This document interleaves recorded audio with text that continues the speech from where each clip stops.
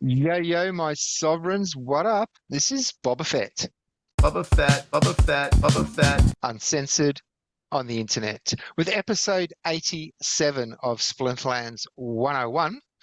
Joining us once again, the man behind the Pouffet Poussey, Geotrix. And Pousse. Hey, hey. And noticeably absent, you'll see there is no Matt Clark today, unfortunately. Matt did have something pop up. We're not sure yet what the problem is. We will have the subject to discuss next week, I'm sure. But I'd like to introduce our guest tonight. And before I do, I normally start with asking our guest, how did they find their way into Splinterlands and so forth. But I have a funny story about tonight's guest that I will share first. A few episodes back, you may remember, we were talking about someone on Splinterlands TV who was being extremely salty and did a mic drop, disappeared for 2 minutes. And we didn't share his name during the episode. I didn't do that, and I'm glad I didn't. But we scrolled through the Splinterlands schedule, I guess, on Splinterlands TV Discord. I saw a picture of the guy and I shared it with the guys here, but not on screen. And it had the name underneath, Bebe Omega. And I've never actually caught Bebe's shows before because with the time zones here in Australia, he's on at like 3 a.m. our time. And one night we recorded rather late for an episode because with matching time zones. So I was up quite late at night still editing that episode to release for the next day. And I actually caught Bebe on his show and it was like, and my first thing was I thought, they've got the names wrong. This isn't Bebe. And he was talking, and I was watching the engagement on the show. I thought, oh, wow, this is Bebe. So the guy that we were talking about before, they had the name wrong on his stream. So even though I never mentioned his name on the show, I just, the fact that we put out some negative energy out there, just discussing it amongst ourselves off recording, I jumped on the chat and I says, man, I want to give you an apology. Like we thought you were this salty dude, blah, blah, blah, blah, blah. And because his show was so positive, his energy was positive, the people who were watching his show loved him and I was enjoying his show. So I apologize to this guy. And because we did see the episode too on People's Guild when you mentioned this, and I thought, and I did again, because there's no image on People's Guild. Listening to you, I thought, nah, you were totally salty. What are you talking about? And then when I saw him on, I just had to apologize, and we were talking on his stream, and so I invited him onto the show. So first off, my apologies for broadcasting that negative energy towards you. Even though it wasn't on the recording, we still put that energy out there. So first of all, let me apologize for that, and welcome to the show, Bebe Omega. Howdy, howdy. How was that for an impression from Matt? An apology affected. Yeah, it's one of the things with live streaming. With a YouTube video, when people make the YouTubes, we can watch them whenever. But with the live streaming, there's still a number of streamers out there, I guess. I still haven't seen their shows, except on some, for whatever reason, I'm up at 2 o'clock, 3 o'clock, 4 o'clock, 5 o'clock in the morning, and I get to see some new content.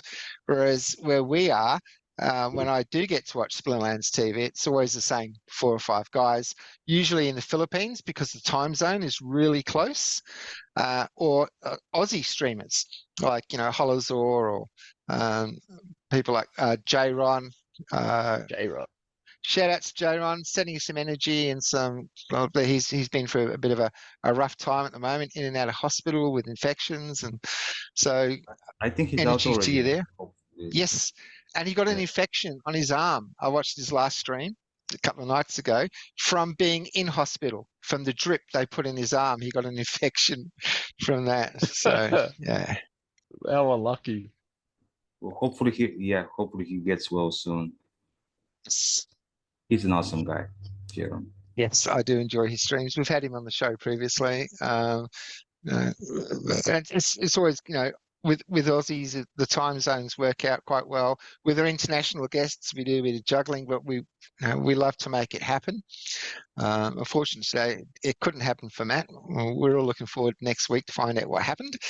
But yeah, so those of the viewers who do watch Splinterlands TV, they would know all about you. But for those who haven't seen your show before, and probably most likely the Aussies who watch the show, the time zones, they might not have seen you.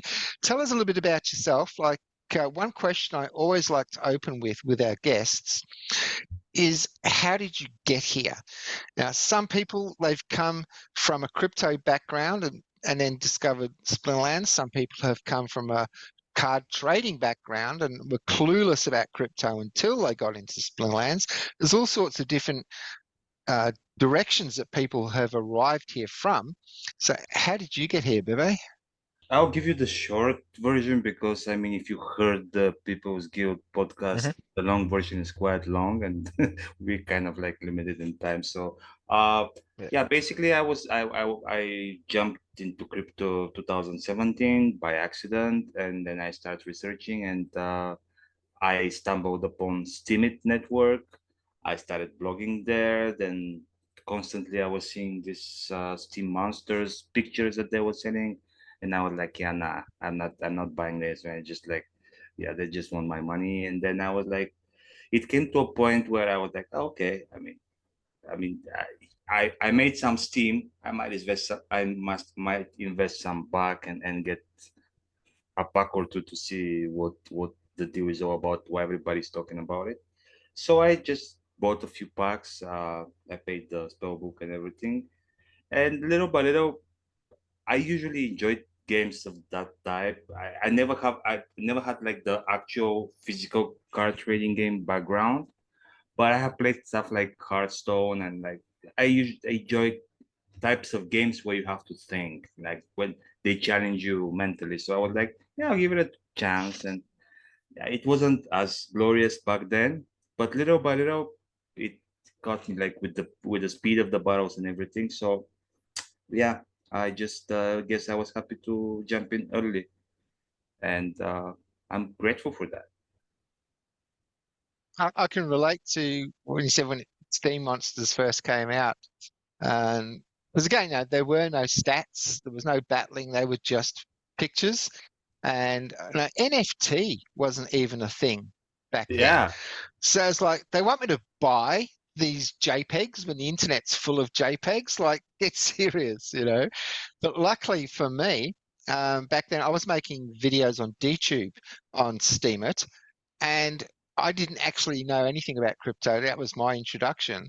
And I was making all of this Steam and had no idea what to do with it. I didn't have an account with any exchanges. I didn't know how to do. So the fact that I could buy them with Steam, I started buying packs. So I do have some A's and B's, and purely because it was the only thing I could do with was Steam. I was buying these packs. So I'm glad that I did. Turned out to be a blessing in disguise, I guess. Absolutely, yes. And I did try to get Geo in at the time, but yeah, he wasn't He interested. did. He did, man. He really like I heard about it like pretty early on, and yeah, I was just didn't budge. I was like, why would I want these things, or why would I want some pictures or this card game when I can play Yu-Gi-Oh or like other things? Because I was playing those games at the time. But yeah, anyway, look, I had no clue about exchanges either. I didn't know how to get money into the ecosystem, even if I tried. And blogging and vlogging was just not on my mind. It was not going to happen at that time, especially. So yeah.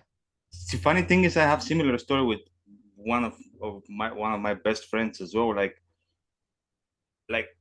maybe more than 2 years before the SPS and all the frenzy that comes with it, I was trying to get him into the game. I mean, come on, man, like just give it a try. Like just but like nah, man. That's like I mean that's yeah, I don't have time for that. Like he tried and then there was a problem with him paying with the PayPal and he was like, yeah, no, I mean I don't want to put much energy into it. And then when land what I mean when SPS came and then all of a sudden like land plots were shooting up and I was like, see, man, I bought some land plots for $20. Now they're $700.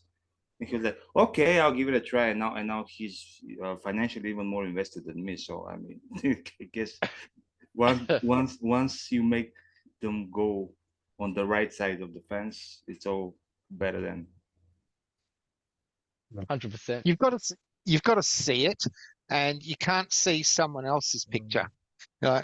Whatever I can see, I can give someone that picture. But if that picture doesn't work for them, it doesn't. They have to see it, and then yeah, they'll then go at their own pace, or they don't. And that's all there is to that. Yeah. So, another thing curious, like you're a Bulgarian living in the United States. That's How did right. that happen? Well, as a Bulgarian, I really spent quite like very little of my adulthood in Bulgaria actually, because when you don't feel like you belong, you try your opportunities elsewhere. And it was that time of the like of history when like there was the whole change of regime from communism to democracy and the turmoil that came with it. So I felt like I cannot realize my potential in my country. So I first my first actual going abroad was to Dubai. I was 5 years in Dubai. Then I came back. I couldn't stay more than 6 months in my country, and I went on the cruise ships. After that, I was working quite well on the cruise ships. Then I went back home. I tried, and then I was like, nah, I don't belong here. So I even went to Armenia for 3-4 months to work, like which was quite the adventure for me. And then next logical step was UK. Like I was 6 months in Glasgow and then almost a year in England. And during that time, I had already been to Vegas on a vacation because, yeah, usually by profession I was like for a long time a casino dealer. So I came to visit Las Vegas out of curiosity while I was working on the cruise ships. I kind of like it, and then I started working towards finding a ways to make it happen, and now here I am. I mean, no longer in Las Vegas, but still in US. So yeah, Was that's it me. difficult then to get into the US to live rather than holiday? Thanks to the ships now, because when you're applying for your C1 D1, like the Seaman visa, you can apply at the same time for a tourist business visa for the States. And in the States, the hard part is like entering it legally, because if you don't, it's kind of like you have to turn around the rest of your life. And yeah, thanks for thanks to my ship adventure, like cruise ship adventure, I was able to get here. I found a way to stay. So yeah, it wasn't that hard at the time. I mean, it's hard when you don't have the papers, definitely. But at least I didn't have to dig tunnels under the ground. I didn't have to jump fences. So Yeah. there. Yeah. That's quite interesting. As we like move forward linearly through life, we encounter all of these situations that seem random, disconnected, just total random events that we move through in our life. But at some point, when you look back in reflection, you can see how all of these dots are connected all the way through. You just can't see them when you're in it. I 100% agree, man. Like, I mean, you couldn't have said it like better. It's just like I told you, I went into crypto like by total accident. I was like, he had just came here in the States. I didn't know anybody, and I was like, I have to find a way to be a little bit social. So I chose to start going to meetups to meet people, and one of those meetups, I started talking with a guy. He said he's into marketing. I started asking him what kind of marketing. He said like, well, I don't know if you heard about crypto. And I said like, well, no, I'm pretty tech savvy, but I haven't really delved into this internet money. And he was doing some project, and he was telling me, since you're like computer savvy, can you like help in a way? And I was like, yeah, I'll try. I started researching, and if haven't I have I not gone to this meetup, and have I not met this guy, I don't know how long it would have taken me more until I get into the crypto, man. So it's like change everything is like sometimes blowing my mind, like how connected things are, and you don't see the big picture when you are there. But yeah, same thing with Splinterlands. People don't see the big picture sometimes. 100%. And you have to be in that zone as well when you are actually looking for something. The friend of mine that got me into initially onto Steam It, I'd known him for years through the Melbourne hip hop scene. And at one point, I had a housemate who was mining Bitcoin. Um, early days. Like, for example, he had to stop mining because the electricity bill was just too expensive. Um, and he ended up selling his Bitcoin miner Oh, I for know this one guy, Bitcoin. the one that ordered two pizzas, right? I know this guy. Similar sort of days, similar days. Like, no one had any clue if this thing was ever going to go anywhere. So, but no, luckily he never sold any of his Bitcoin. He just kept stacking it. So I've got a couple of friends who, just stacked Bitcoin back when it wasn't worth anything, and they're reaping the benefits now. Get them into the But game. Get them into the game. one of my friends, that got me, and he moved to Mexico, and he'd been living in Mexico for a few years or something, and he's famous in the Acapulco circuit as the guy who got deported from Mexico. Wrong place, wrong time. Immigration police just did a random bus check when he was on his way home one day. So he got You're deported from joking. Mexico. No, no, whoever gets deported from Mexico, I right? Yeah, I didn't know that's a thing, man. I yeah. Even like it was the first, and because he's spoken at an Acapulco, like he knows Jeff Berwick and all that, and he's even rapped during the after parties and stuff like that. So it was like a huge big joke, like getting deported from Mexico.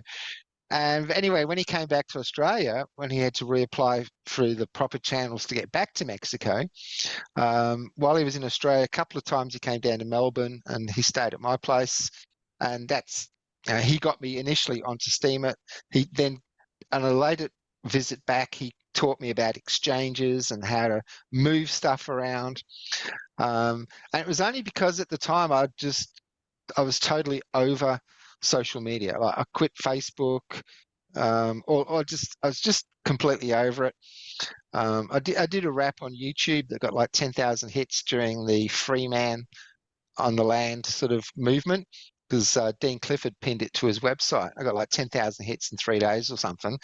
And then there was the YouTube issue. I'm over it. I don't want anything to do with social media. So when he showed me Steemit as an alternative to social media, I started blogging and then later on vlogging and stuff. And first thing I realized was just it was a completely different crowd. It wasn't just people in this environment were switched on. They knew about things that just you can go blue in the face trying to explain to people on Facebook about that they're just not interested. So it was a combination of time and I was looking that just came together at that time. Yeah, I think that those are two important factors. Yeah, definitely. And then you got Geo in. Yeah. He just Yeah, watched from a eventually. distance and then he came along. But you came in right early in the bull run, so you had some good experiences, and now we've got the bear market. So yeah, I what actually don't remember my Splinterlands onboarding though. It just seems like a big blur. Like When I did don't you know when did you came like, exactly, like which period, like before the SPS or after the SPS? before Oh, that's good. I yeah, but like not long before, because Untamed, I bought 3 Untamed packs and then like everything sold out. Yeah, I know Uh, overnight. yeah, I was like, nah, because I was at the tail end of everything. But no, I don't actually remember much, to be honest, about how I came into the game. It just sort of happens. I don't even remember how I bring money into the game. Was it from PayPal or? PayPal probably. I mean, that was one of the only ways to get fiat into the game straight, like directly. Yeah. Yeah, it probably was. I actually remember the night that you got in, you were over, and for whatever reason, you just decided to give it a go. So went to create an account. Um, actually, I think you already had a Hive account. I got you into Hive, you just never did anything with it. Um, and then Yeah, getting into Splinterlands, went to set you up, and it came up like spellbook, $10. And because when I that's got right. in, there was no spellbook. So I jumped into Hive Australia on our own little Splinterlands thing. I was like, "What's this spellbook bullshit? $10?" It's like, and Matt Clark actually replied. He says, "Oh yeah, this is the way now to stop people just creating 1,000 bot accounts type thing." So yeah, you put your money in from PayPal. You bought your spellbook. And then within the Mm. first 5 minutes, suddenly you had a furious chicken. Matt just sent us a furious chicken each, like welcome to the game type thing. Yeah, I still Yeah, remember that. yeah. He Okay, remembers that's better something than I you. forgot. Yeah. I just remember because Matt gave us a chook each, and even at the time, like I wasn't playing regularly. I was just like holding, Mm. and I even said to Matt, like, "What's the deal with this chicken? It doesn't do anything. Like, what is the point of it?" And he goes, "Yeah, but it's 0 mana." I was like, and I still didn't like understand the importance of having a card in 0 mana. It doesn't do anything. Um, Mitchell. but and I think just Geo getting in reinvigorated my gameplay side. So instead of just being a hodler, I actually started playing. So I only started playing again, and when the Chaos Legion came out, Geo started buying the Chaos Legions, and so because I had Yeah. up until Chaos Legion, I had not put any fiat into the game. I just got a bunch of packs and cards from the A's and B's with the Steam I was making vlogging on. So So you yeah, didn't jump into the land game? I've got 2 plots at the moment. Three, I sorry, mean, I have 3 plots. back then when it was like the pre-sale and everything, because you were around from what you're telling me, but you just ignored it at the time. Yeah, I wasn't active in the gameplay. I wasn't on Splinterlands Discord even, I don't think. Just we had a Splinterlands channel in the Hive Australia Discord. Uh, Um, and I got to see people always talking about Splinterlands, but yeah, I was never really into it. I was just holding onto cards, hoping that one day they might be worth something. and here Yeah, we are. so yeah, and still here. So again, just the series of disconnected events at the time that make perfect sense now. Totally agree. It's happened more times than I want to admit. Just like sometimes I get angry that something doesn't happen, and then it turns out that something way better happens, and it wouldn't have Mm. happened if that thing that I was hoping or waiting for did happen. So, I mean, Mm. there's always the question, what if? But yeah, it's weird how sometimes random events lead you to a place where, yeah, you don't expect ever ending. And, that's leading to like chaos theory, like that nothing is random. It just seems random because we only have a limited perspective of the picture from our, where we are. As I was saying, you can't see the forest for the trees, and that's us blundering our way through life. Uh, how much agent do we actually have in choice, and that like how much of it's pre-planned, and you get talks like the simulation or randomness, like yeah, If we go there, life is man, I don't amazing. think if we go there, I don't think 2 hours will be enough for the show. Yeah, If we plan exactly. like Land. Like that, the Matrix. yes, yeah, totally. Um, So how this about we move on to like more since we're talking about Splinterlands. Land, right? Are we all excited or what? Are we I'm not what? ready. Are we Oh, all excited or what? Because I'm quite excited, although I've got limited plots. 10 plot, but still, I'm still so wanting it to come out. Oh, I do want it to come out, but I'm also not stressed about it not coming out. And Same. it's just I don't understand it. It's like people are thinking like it's some magical thing that it will pop out and then the next day everybody will be a millionaire, which is like I mean Oh, nah. I everyone just think after, yeah, sorry. nah, I think after the next day, everyone's going to be pissed off again because it's like, what now? Well, I mean that as well, but the thing is like I've always said it on Splinterlands TV on my show, and I've always like when I'm arguing with somebody in conversations, like it's a marathon, man. You cannot expect like a minor setback. Like we've been waiting for like 3 years now for land, and they're telling you that, well, yeah, we found something, so we cannot put it in QA testing for another week or two, and you're like, oh, but you promised. Come on, man, just like I'm not a coder, but I've done my fair share when I was younger, like exploring different programming languages and whatnot. And I know how irritating can be one small little thing that you just like. It seems like you should be very Easy. visible why it's happening, and it's not. And especially with the computers. I mean, back in the days, it was like your computer is not working. Well, the solution is you just switch it off and you switch it on, and then magic, it works like perfectly. So, yeah, that's the part I don't understand. People getting so salty, but I guess Nothing is as ever easy as people make it out to be. especially when they're not making it, they always make it up to be easy. Yeah, that too. Uh, But yeah, man, I'm just excited, man, because it just brings on a new flavor into the game and new possibilities that will eventuate sometime after, right?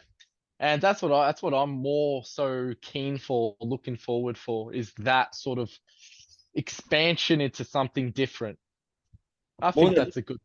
that's good because I think a lot of people will be grossly disappointed when 1.5 is out I think so too, because because it's it's pretty. like Yeah. sorry, yeah, it's just like No, walking no, down no. the Go, street go. and seeing like some skyscrapers just started being built and you see all the the construction work going on like it's so ugly, but then you don't know Yeah. what it will end up being at the end of the True. day. So Well, what we do know is in China they build skyscrapers in like 2 weeks. So, so you're saying so we know we have to get the Chinese team in Splinterlands? absolutely. I mean, no, I'm kidding, I'm kidding. But yeah, no, like you're right. Everything takes time, right? So that's the one thing that yeah we can expect. We should expect is because ETAs are always longer than expected.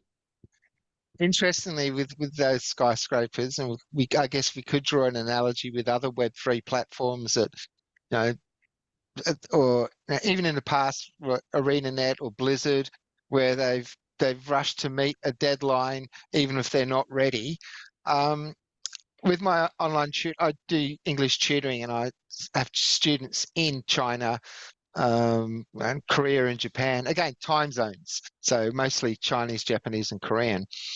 And for whatever reason, sometimes we were actually talking about all these cities popping up. This is yeah, but they're shells. Mm. There's nothing in them. They have no working facilities. The lifts don't work. So you got like, 30, 40-story building with no elevators, no plumbing. So it's all for show, basically. They'll do the 30, inside 40, bits 30, way 40 down the story with street. no elevator. Yeah. No, sign me out, man. It's like two So, floors and much already. No elevator. so from the outside looks amazing. But yeah, once you get inside, and like a lot of games, I know in the past with platforms like ArenaNet and Mm. Blizzard and that, like when they've had a pre-release launch date, even if they're not ready, they launch it, and then it just crashes, and there's this problems and that problem, and this doesn't work. They fix that, now that doesn't work. So I have no problem with the team making sure everything's good before they release it. And I'm in no rush. Slow and Like I steady, say, huh? I've Wins got the 3 race. plots, so I want 2 more so I can get that bonus. I don't have enough DEC for what I want to do. I mean, I've on a step-by-step thing. My main focus has been SPS because of the staking that came in. I thought that this is my priority. Land is just something down the track. I need to focus on what is now. So that's what I've been doing. And so now I guess I can start preparing for land. So look, to be honest, I don't care if it's 6 months away. I don't care if I'll be ready by then. But right now I'm not ready. So I'm not stressed out at all about the land. Yeah. The only way to survive this, I think, is like if you keep your eyes on the prize, because like I know it's probably a long journey, it's a big wait, but if it gets anybody to a place that they're financially independent for the rest of their lives, because it can happen, I'm pretty sure it can happen. I'm not sure that it will happen, but I definitely think the possibility is there. Like you grow something that is giving you passive income enough to, to retire and enjoy Yeah, the yeah. few days. That's something worth striving for. And like as I said, if you keep your eyes on the prize and if you are able to zoom out in tough times and see the big picture, we'll get there. I mean, Well, whoever stays. Some people will drop mid journey, as we've seen already happening before. But whoever gets there, I think the land of Praetoria, the island that actually Ag is going to buy, and we're going to live there, will be awesome. that'd be great. Well, that's it, right? Like, if you're looking at this as just an investment vehicle, just like with returns in mind, you're probably not going to have that much fun or wait around for opportunities to arise. You're probably just going to be so short-sighted that you will literally short-side yourself. And see, I'm more so happy that I can the value I hold within this ecosystem, I can do something with. It's interactive. I can game with it. I can do other things. But in the bank, what can I do with that? I can just stare at it and go, oh yeah, yeah, this is fun. Yeah, oh look at that. Oh yeah, I've gained 2 cents in the last week or so, Like this is the way I look at like just this game. It's like it's like a bank account in a way, right? Like as long as it holds value, I'm happy. I don't care about making millions. I just as long as it's something locked in and where it will survive. Like that's all I want. I just want sustainability. I want something fun. I want a game where I can enjoy and I know that, it's prosperous over time, right? Or something can come from this. And it's And also inventive, it's new. when you look at those 2 cents, they're not really yours until they're yours. So I mean, just Exactly. because the screen says so doesn't mean you actually do have them. Exactly. Bam. And even with fiat currency, it's never yours. It even Yeah. says that on it. This You is don't the even have property of the you reserve. don't even have the option to have your keys, man. Mhm. Like they say, no, Yeah. not your keys, not your crypto. In the bank, they don't even give you ever keys. So just Yeah. 100%, man. Yeah. It's just a way of like, and it brings like Geo sort of pushed that then like it brings excitement back into planning something financial because the banks have just robbed you of that. It's like what's the point? They changed this law, they changed that law. I mean, in Australia at the moment, we still have positive interest. Like you might get 2% interest on your money. Whereas in a lot of yeah. Europe now and England, the banks have negative interest. So you're paying for the privilege of being able to put your money into the bank. And put on top the inflation that happens yearly, and then Yeah, you yeah. pay to for somebody to hold your money and to tell you when and if you can have them or not. Yeah. Yes. I mean, even with my SPS holdings at the moment, I mean, I don't have a lot. I've got like 60K or something, but I'm earning 22 SPS a day from my staked SPS, which is more than I would get from the bank in a month for the same amount of money. And I'm getting that every day. And Yeah. if it just like, if you're Mm. worried about chucking your finances into a crypto volatile market, well, put it into Hive and change it to HBD. You've got a stable coin. So you're not, you're holding that value, but you're earning 20% interest. Try and find a bank that's going to give you 20% interest on your money. And Yeah, good or luck with that. you can just like Stevie mentioned in one video, you can just check it in a two stable coin pool and get even higher percentage. It's just like it's Mm. crazy at the moment, like the opportunities, not to mention the potential, the value increase potential of SPS in general. So again, as Dwayne usually says, like it's not how much Mm. it costs now, like what like your 22 SPS per day, one day might be $22 per day, which is like, Mm. I mean, some people are living that off that in a week, like It's true. $20 is good for them to survive a week or something. So I mean, just yeah, it's crazy how people are neglecting those things. And I do understand all the fear around the crypto and all the scams that are going on. So you might have Yeah. like thousands, and one day you just wake up because you clicked on a wrong link and then you have nothing anymore. But I mean, it's same thing can happen in the bank. You wake up, the bank Everything. the Mm. bank said like, yeah, sorry, we're not paying you because we're dissolvent or whatever. Like we don't have the money, so sorry, bye. I mean, nothing you can do. It's just same thing There's without no. the upward potential. Yeah. There's no such thing as like 100% safety in anything in life. Yeah. Nothing is safe. It's just an illusion. The That's all matrix. we have. The Yeah, matrix. And through like exactly. Mexico and a lot of the Latin American companies at the moment, where their own currency is devaluating to the point that you don't want to hold on to it as a merchant.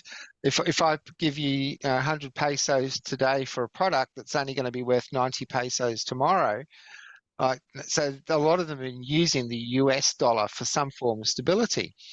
But now, so many merchants in Mexico, Latin American companies, they're just using crypto. Especially in They've just Venezuela. got the app. End of the day, they convert their intake into a stable coin. So it's holding stable at the US dollar. And it's just an app on their phone. I mean, how much do the bank charge you to have an FPOS machine or something so people can flash their Visa card or, you know, I just wish, like, I think the only reason we're not as far as we could be is just not enough people know. If enough people knew, we could be a lot further along that track. And The that's also banks the haven't reason. failed hard enough. Yeah, I mean, Yeah, exactly. like people don't hear about a lot of things, and that's all on purpose. So I mean, yeah, Yeah. definitely there are people that doesn't want the majority to know they actually can do True. something with their finances and with their banking, because at the end of the day there is so much interest in those big banks that they feeling like if they let and they're losing the grasp. I think they cannot hold the monster in the cage for long now, and they're feeling like Mm. they're losing it, so they're trying everything possible to stop it. But I don't think that is stopping. Like they killed Bitcoin like 20 something times now. Yeah, so essentially, I guess we're talking about the full inversion with the pillars of our matrix, if you like. The banking system, it's designed to keep you broke. The health system's designed to keep you sick. Yeah. The education system is designed to keep you dumb. Like everything does the complete opposite of what they tell you it does. And all these people complaining, oh, the system's broken. The system's broken. It's like, no, it's not broken. It's working perfectly. You just don't understand what it's supposed to be doing. Working as intended. Yeah. Yeah. And yeah, crypto is a way out of that. And just wish more people could realize. But it's going to take a critical mass like anything else. And then once it does, those of us who are already in, we will benefit from that immensely. first mover advantage. Yeah, and yeah, I also think that it's inevitable at some point, but we're not there yet, unfortunately.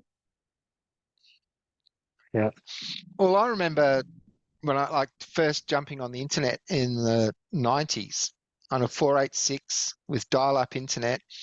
No one I knew, my age group, no one had a computer. So from that point on, all of my friends, everyone I hung out with, my social circle just changed. Like suddenly I was hanging around with people 10 years younger than myself, because I just couldn't relate to my age group anymore because they just couldn't get, it was they thought it was a fad. Like the internet was a fad, they didn't want to waste all their money on a fad. But now, like, who isn't on the internet? I was like, crypto goes down that same technological Yeah, paradigm. it took years after the email was invented, people were still sending, and they're still today sending envelopes like to each other, like postcards and whatnot. And it takes, as every technology, it takes time to adapt. And if you remember the credit cards, at first, like there was like left and right, somebody was stealing a database, and then people were purchasing stuff over the internet with other people's credit cards, and everybody was like, oh, this is so unsafe, like I don't want to purchase anything online because they'll steal my money or whatnot. And now it's like, see, it's just the most logical thing is like you like, oh, I need this. Oh well, I don't feel like going to the store, I'll just order it over on Amazon. And like it's the most basic thing to do nowadays. Like, yeah. That is so true. I remember even growing up, I was a bit younger, and my parents, I saw things online. I was like, Dad, let's buy this. He's like, oh no, I don't want to put my credit card my card details on this site. And now everyone does it. I heard, and I can't remember who it was. I think it was a seminar or something I went to. But back in early credit card days, before the electronic stuff came out, and even after electronic stuff came out, a lot of small business merchants, they had those sliding machines. So they put your credit card on, And they I've slide seen it those. Yeah. across on a piece of carbonated paper. So they've Yeah. got a record of all your credit card details.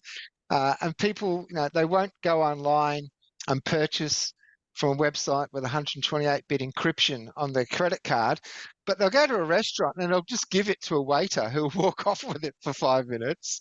Is he in a change room writing down your credit card? Like, they'll just give it to someone, not think twice.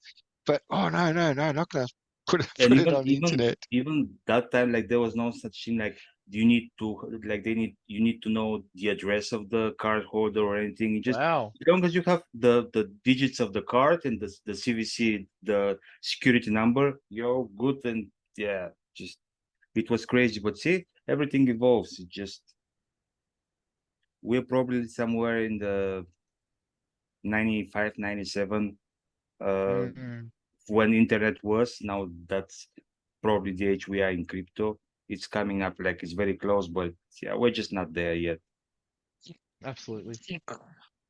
But once mainstream starts pushing something, then it's time to get out of that into the next thing. So, Or reap your benefits.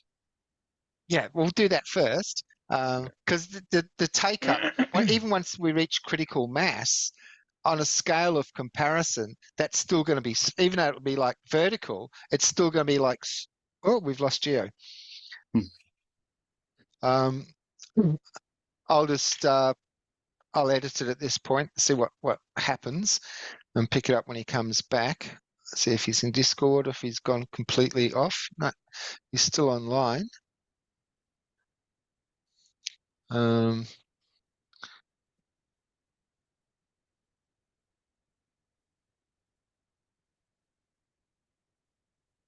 don't know what happened to him. So yeah, we'll just have a minute or two. All this segment I'll edit out. Yeah. But yeah, Well, if you even want, that now that yeah, I mean, if you want, at some point before he comes, maybe you could just restart the stream, like the whole Zoom thing. So like, here he is. if, oh, okay, then it doesn't need it, I guess. clicked the wrong X. Or closed instead of minimized. Yeah. Yo, Hey, what Millennial. did you do? nothing. It just got me It out just of dropped it. out. I think my internet's playing up. You guys All keep right. talking. I'm just gonna grab my coffee. Okay. Okay. Where were we? Yeah, the take up. So yeah, like that angle of take up, we're going to have plenty of time to take out the profits. But when the mainstream, it's like any form of investment. Once it's on the 6 o'clock news and they're pushing it, that's when all the people are ready to sell and they want all the new blood in, all the new money in to boost so they can take out. So I think once, Exit because the liquidity. next, yeah, I mean, when the internet first came out, no one saw crypto coming. So we're in the leading edge at the moment. But once this becomes as mainstream as the internet is now, then we'll be looking for the next thing, whatever that might be.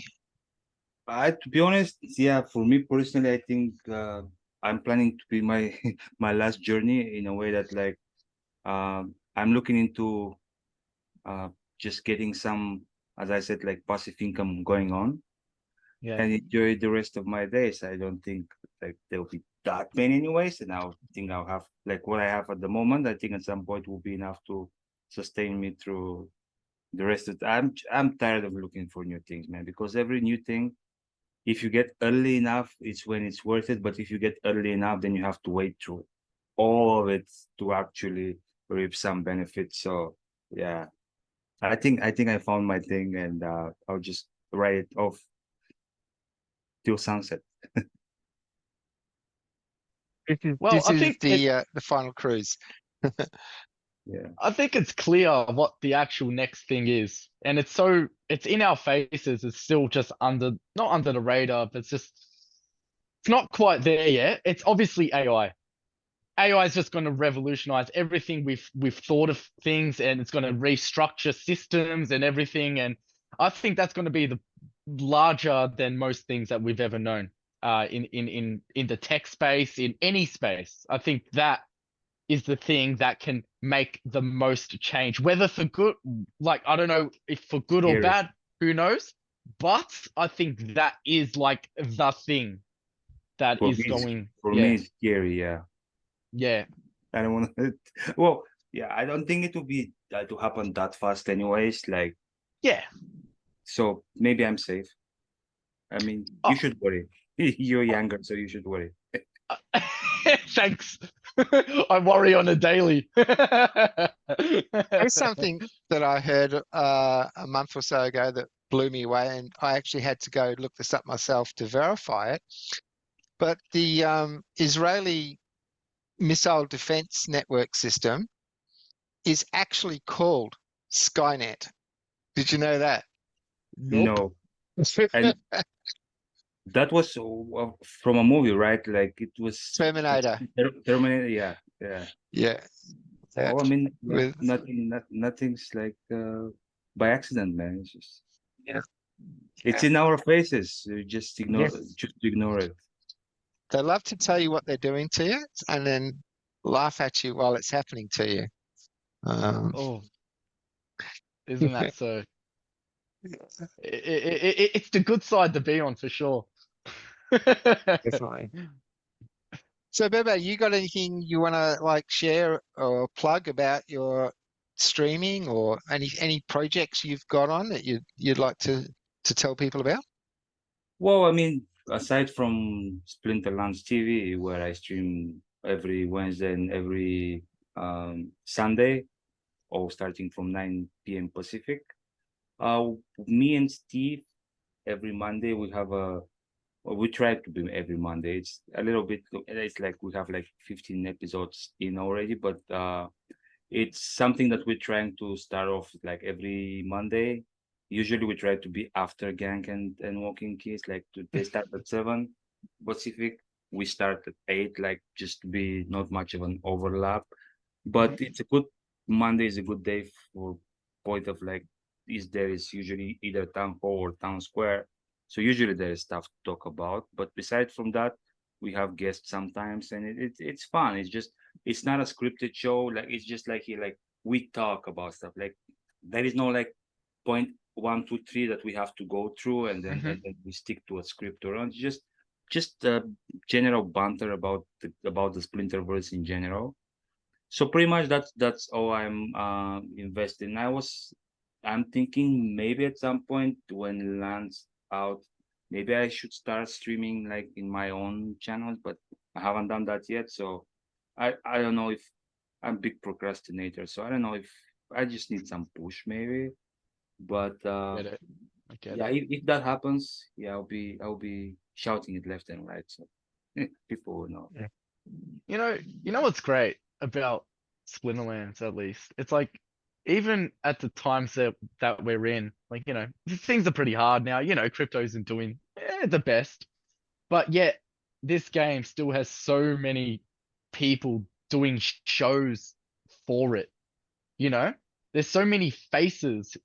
I think that's quite special. I can't say I've looked into other games if they do that as well. I know on the non-crypto games do that. I'm Yeah. sure there's plenty, but I don't see too many Web3 crypto games doing that at the moment. Or again, maybe I haven't looked into it hard enough. I don't know, but it just seems like even with where things are at, we have a healthy, very healthy community and online presence. It's not even about the monetization at this point. Like No. it's not like, because obviously YouTube pay like peanuts for Mm, content that you create. Twitch is not much far behind neither. And it's like I remember when the whole layout things, like when they laid people off in Splinterlands thing happened. We still, because the Splinterlands TV, we're kind of part of the freelancer team with Splinterlands. So there was a chance like we also got laid off, and I was like even hmm talking with Ron, even if that happens, man, like if they decided like we're not going to pay you guys anymore, like I would still have stayed and kept on streaming there, even if they were not paying, because hmm it just it's just fun to talk about something you're excited about with people that are excited about the same thing. And it's Exactly. just, even if there are arguments and fights even sometimes, and people argue like sometimes way out of line, it's still like, it's because they're passionate about it. It's not because they're trying to be an AOs. It's a family. Families always, we don't Yeah, always get along. I mean, we say the most heinous shit to each other, yeah, yeah, It's out of love. yes, definitely. Sometimes even if you're angry, just that, like you said, the passion that the, it's emotional, and you can't get emotional about something that you're not passionate about, and that just can be a reminder sometimes that you're still alive. Whereas this political correct sort of direction that society's headed in, where you just they want everyone to be a compliance drone of the state, and you can't call. I mean, like for example, terms that we were using socially when I was in school, high school, whatever, like acceptable terms. So not being deliberately rude to someone, but the actual Mm, word for something nowadays is not accepted. Getting people You offended. can't say fat, Yeah, you can't say skinny, you can't say yeah. tall, you can't say short. It's just We're so sensitive nowadays. Yeah. yeah. But talking about the whole like thing, like the community that you're talking, because to be honest, in the past maybe 10 plus years, the time that was most exciting for me as an experience, and I've been around the world, it's not like I haven't been, but the Splinter Fest in Vegas was just like those 3 days were just something different. Like it was like mm, being around people that you only communicated with on online, and by nickname but never seen in person. just gathering to it was just amazing. And it's not something that you can get out of, let's say you go to a meetup, because I mean, yeah, there are random people there, but usually with totally different ideas about life and about everything. And you Absolutely. come to a place where like that, literally hundreds of people that are on the same vibe with you, like on the same mindset, Wavelength. whatnot. Just it was amazing. And it's already been almost a year now, and it's still like I feel like I remember it like yesterday. It was just amazing. You That's want to drop why some I'm names, some of the interesting people you met? Yeah, that's the first time I met with Walking Keys. Like I've never met him in person before. I might have, I'm not sure. I think I have saw some of the stream before that with him and Gang, but I never met him in person. Then Rondon, I've never like he's my boss, but I never met, like actually had much of a conversation with him prior to Splinterfest. Weird Beard was just running around the place. Like you can see how passionate and dedicated he is to his work. Like even then he was just trying to organize everything like perfectly, and trying to assist with whatever he can. He was like flying everywhere, and just like, and then of course getting to meet the team, like the rest of the team, and just, yeah, it was amazing. that's why I'm hoping there's been talks, or I guess people bring it up every now and again about the Philippines, and now that's closer to my neck of the woods. So I'm hoping one day if there is a Philippines event, I mean, I should really highly consider trying to get out there. To be I honest, mean, it's I mentioned because when that was first brought up, and it's obvious it won't be within the next year.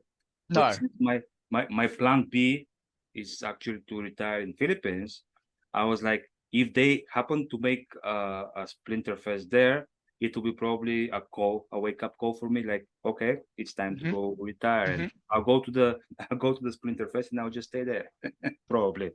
But that's sort of why I want it at the Philippines, because I actually like, we all know someone from the Philippines, right? Who we're friends with, and I Yeah. actually, if I was to go there, I'd have accommodation, I'd have just someone who knows the place back and front. So And that's they're why I'm so hoping like, hospitable. They're so hospitable as well. I've been yeah, there for and 2 weeks. Yeah. yeah, and they speak English. They're like the Mexicans of Asians, like they're like the Asian Mexicans. They are. They're like the Mexicans of Asia, man. Like it's perfect. It's like it's what's not to love. But yeah, I'm highly hoping, like I'm really hoping that it is there, the next one, whenever that may be. I don't know. Hopefully it's during a time when, prices are up, so at Well, least a lot more people can get there. actually, on town hall, somebody did ask Kagi this last town hall, and he said like probably the most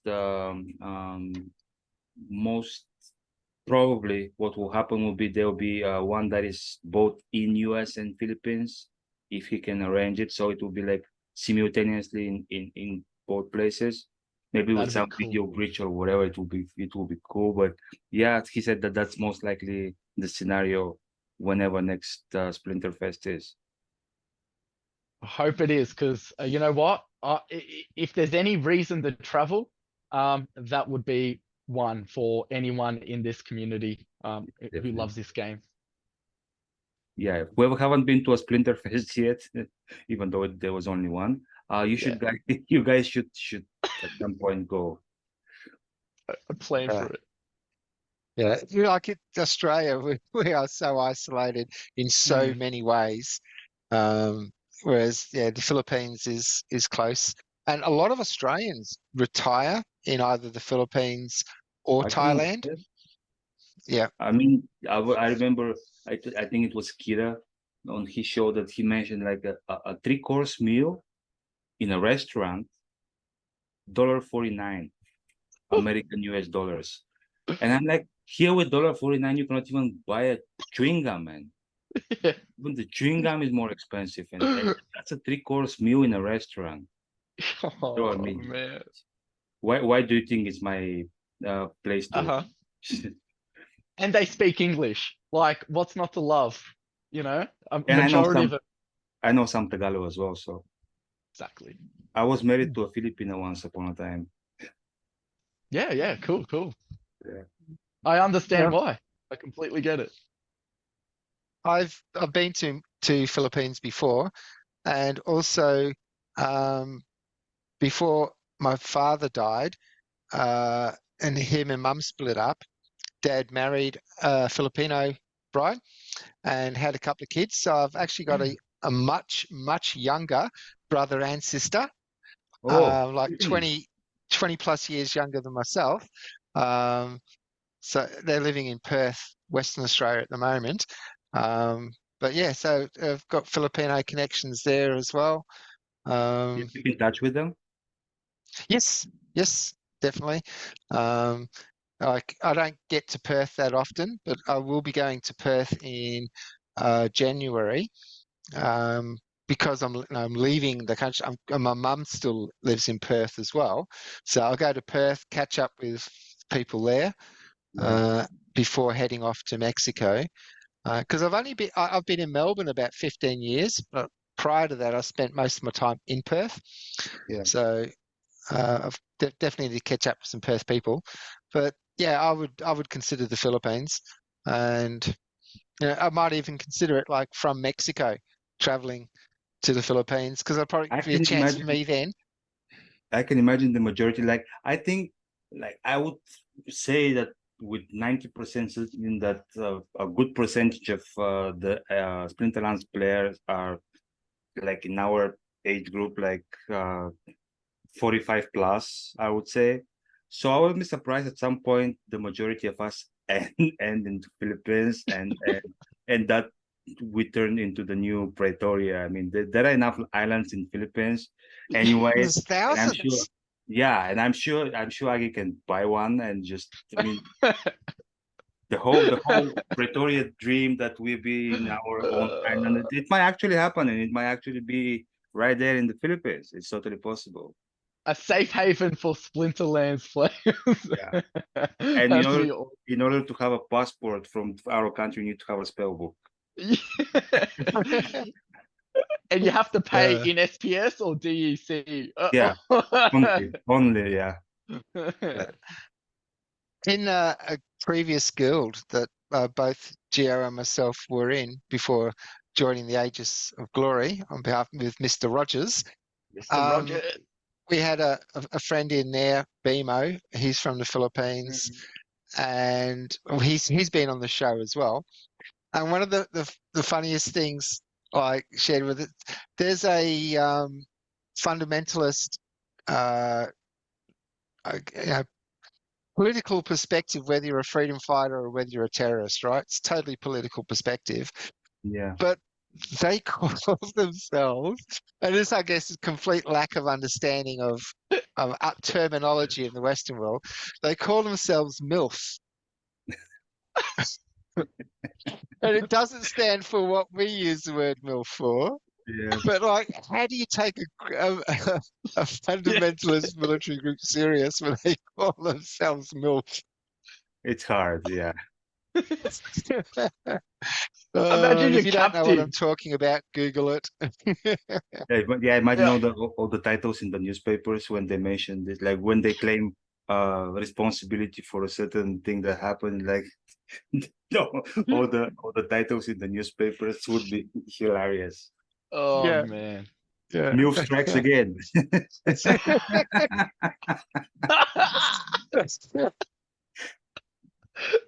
Crazy. Oh, One of that's those that great. just Or MILF on the loose. Milf's on a rampage. it's like Oh, marketing companies from, one country when they launch their product in another country and they don't do their research first, like just the brand names and stuff. It's instant failure for their products. They're just I have an example. For example, the brand Colgate, the whole toothpaste. Apparently, Colgate in one of the South America means hang yourself or kill yourself, and there was like massive backlash because of that. I forget which right. country. Yeah. And while there might be some excuse if they don't do their research about different countries. I mean, when I was back in Vegas, due to lack of many options, the internet company that I had to use was Cox. It's just Cox, and and you hear their ads all the time, like on the radio or whatever, yeah. advertising Cox, and it's like Cox connecting people, just like The Yeah. ISP internet provider, like a Yes. telco. and it's with X, but still it's like it's pronounced the same way Yeah, regardless. it's what you hear on the radio, isn't it? It's like, Yeah. or what you hear. Yeah. When Heinz, like famous international company for, in the food industry, so like baked Massive, yeah. beans, baby food and stuff, when they launched Ketchup. into South Africa, they didn't do their research, and because on their cans, they have the picture of the baby, on the baby food.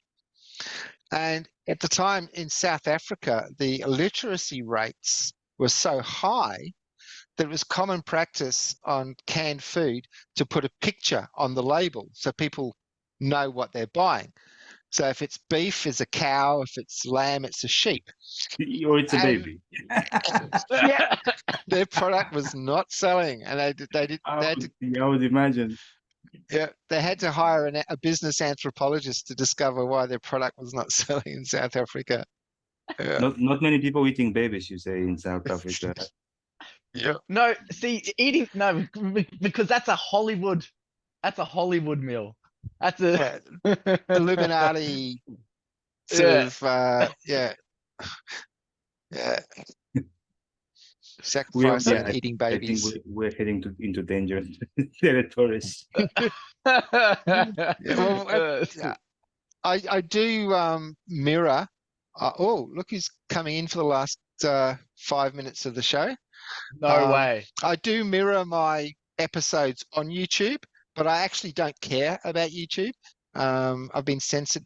My episode on the People's Guild was actually censored, and YouTube removed it. So I don't care about YouTube. I'm all about decentralization. So yeah, we can say what we like.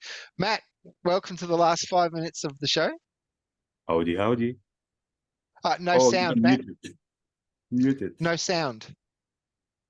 Okay, how about now? Yep, Yep. gotcha. Baby Omega, thanks for making the time, mate. Sorry I couldn't make it. I've had all sorts of dramas today, but yeah, I'm looking forward to watching the show and seeing what transpired. And also, you can promise, like maybe on air, that you'll be coming to our show with Steve one Monday. Doesn't matter which. I mean, we'll make it work. But Yeah, for sure. I was trying. I'm always get you happy to come before- on. Yeah, I was trying to get you before on Splinterlands TV, but I know they're a little bit tight because the schedule is what it is. But with Steve, we can be more flexible, so we can make it work. Yeah, for sure. Like I say, I'm always happy to talk. I actually went to Holazor's house and sat there and did an episode with him once in person, so that was good fun. But yeah, Yeah. always down. Okay. You've still got your staff thing on there, Matt. Heard it's Guess here you don't first, know. right? Yeah, cheers. Yeah, it's been a crazy day. So Matt, did you know that you are no longer the flesh golem guy? You're no longer the finest gentleman who ever lived. Wow. You are now the untamed fairy. I did see that on the town hall. Yeah. Congratulations The on your new untamed title. fairy. You can slap it on one of your plots. Yes. Yeah. That's great. Yeah. Perfect. It just rolls off the tongue. Yeah. It's always the most recent one that is remembered. So if you don't want to be stuck with the untamed fairy, you need to do something quickly to. Yeah. That's true. He already started thinking about it, so Leave it with me. That can't stand. It's not cool. Yeah, especially I in reckon it's Adelaide, you great. don't want to be known as the untamed fairy. No, the untamed fairy of Adelaide. Adelaide brightest wings.